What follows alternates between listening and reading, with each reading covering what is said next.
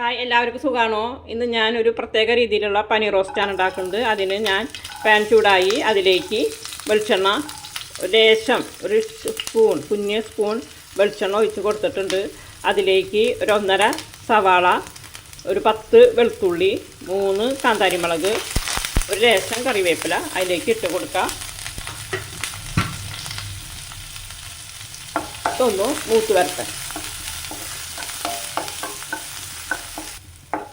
സവാളയും വെളുത്തുള്ളിയും ഒക്കെ മൂത്ത് വരുന്നുണ്ട്. അപ്പോൾ സവാളയും വെളുത്തുള്ളിയും ഒക്കെ വാടി വന്നിട്ടുണ്ട്. ഇത്രയ്ക്ക് നല്ലോണം ബ്രൗൺ കളർ ആവേണ്ട, ഇത്ര ബ്രൗൺ കളർ ആയാൽ മതി. ലൈറ്റിനേറ്റും കൂടുതൽ ബ്രൗൺ കളർ ആയിട്ടുണ്ട്. ഇനി നമുക്ക് അതിലേക്ക് ആവശ്യമായുള്ള പൊടികൾ, കറിക്ക് ആവശ്യമുള്ള പൊടികൾ ചേർത്ത് കൊടുക്കുക. അപ്പോൾ നമ്മൾ കുറച്ച് മുളകും പൊടി, ഒരു 1/2 ടീസ്പൂൺ മല്ലിപ്പൊടി,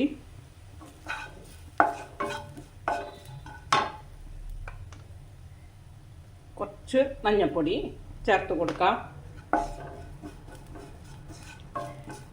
അതൊന്ന് നന്നായി മൂത്ത് വരുമ്പോൾ നമുക്ക് ചതച്ച് വെച്ചിരിക്കുന്ന നാളികേരം അതിലേക്ക് ചേർത്ത് കൊടുക്കാം. അപ്പം നമ്മളെ പൊടികളൊക്കെ മൂത്ത് വന്നിട്ടുണ്ട്.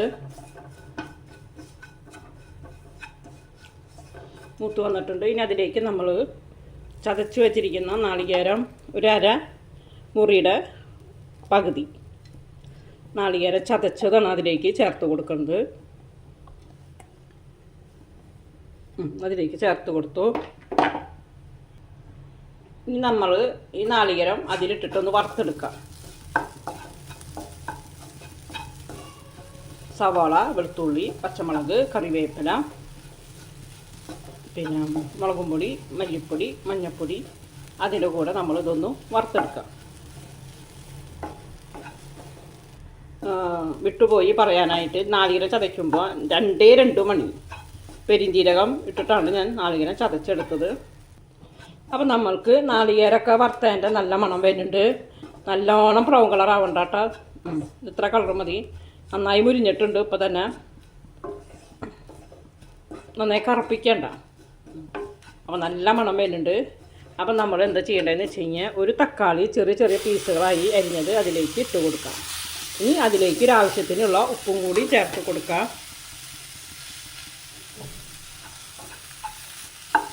ഒരു പഴുത്ത തക്കാളി ചെറിയ പീസാക്കി അതിലേക്ക് ഇട്ട് കൊടുത്തിട്ടുണ്ട്. ഇനി അതിലേക്ക് കറിക്ക് ആവശ്യമായുള്ള ഉപ്പും കൂടി.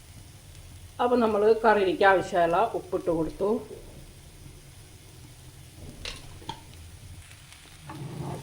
അപ്പം നമ്മളുടെ തക്കാളിയൊക്കെ പച്ചമണം മാറി വന്നിട്ടുണ്ട്. പച്ചമണം മാറി വന്നിട്ടുണ്ട്. അപ്പം നമ്മൾ അതിലേക്ക് ഒരു പനീറാണ് ചേർക്കുന്നത്. 100 ഗ്രാം പനീറാണ്.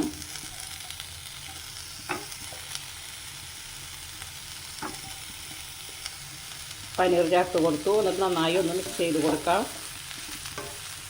ഇനി തീ കുറച്ച് കൊടുക്കാം.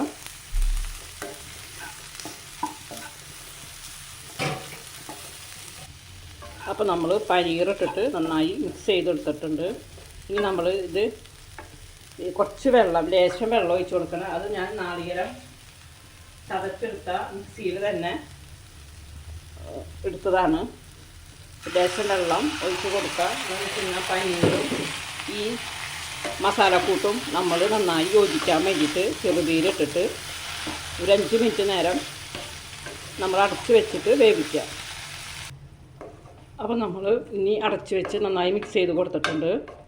ഇനി നമ്മളത് അടച്ച് വെച്ചിട്ട് പനീർ വേവാനും മസാലക്കൂട്ടൊക്കെ പനീറിലേക്ക് പിടിക്കാൻ വേണ്ടിയിട്ട് നമ്മൾ ഒരു 5 മിനിറ്റ് നേരം അടച്ച് വെച്ചിട്ട് ചെറുതീയിൽ വേവിച്ചെടുക്കും. അപ്പോൾ നമ്മളെ പനീർ റോസ്റ്റ് എന്തായി നോക്കാം.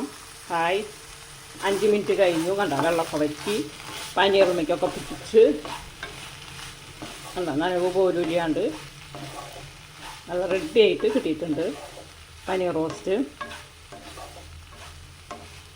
അപ്പോൾ എല്ലാവരും ഇതേപോലെ ഒന്ന് ട്രൈ ചെയ്ത് നോക്കണം.